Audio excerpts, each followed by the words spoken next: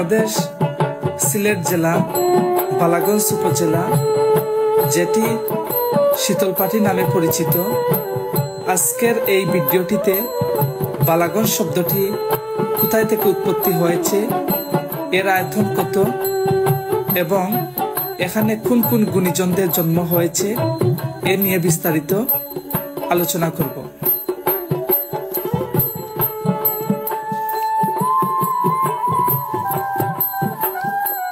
বালাগঞ্জ নামকরণ নিয়ে গবেষকদের মধ্যে ভিন্ন মত রয়েছে।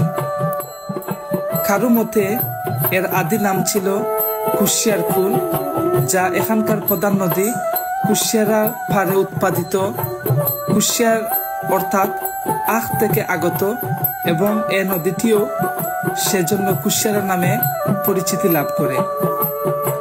পরবর্তীতে এখানে গড়ে ওঠা মদনমোহন জিউ আশ্রমের প্রভাবে নাম পরিবর্তিত হয়ে মদনগঞ্জ এবং তা থেকে বালাগঞ্জ নাম ধারণ করা হয়েছে।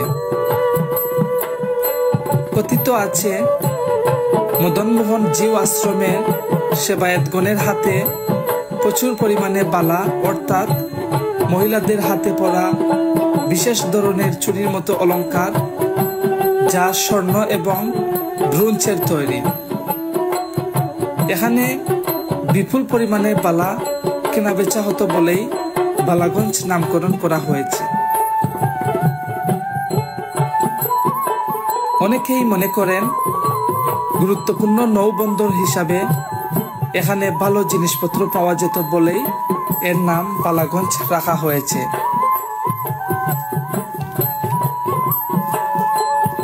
অনেকেই মনে করেন তৎকালে প্রভাবশালী বালাপদবী গোষ্ঠীর কোনো এক বা একাধিক লোকের সহায়তায় কুশিয়ারা নদীর তীরে একটি গঞ্জ গড়ে ওঠে।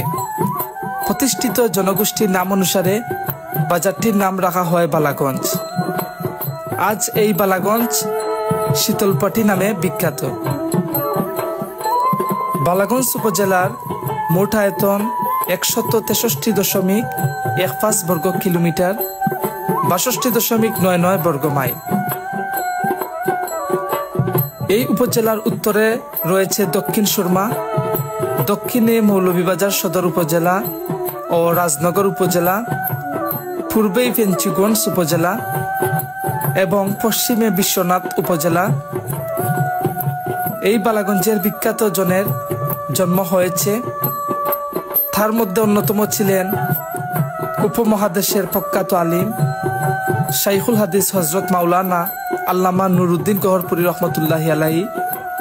এই বালাগঞ্জের উসমানীনগর উপজেলা দয়ামির ইউনিয়নের জন্ম হয়েছিল এম.এ.জি. উসমানী, যিনি মুক্তিযুদ্ধের সময় বাংলাদেশ মুক্তিবাহিনীর প্রধান সেনাপতি ও সর্বাধিনায়ক ছিলেন।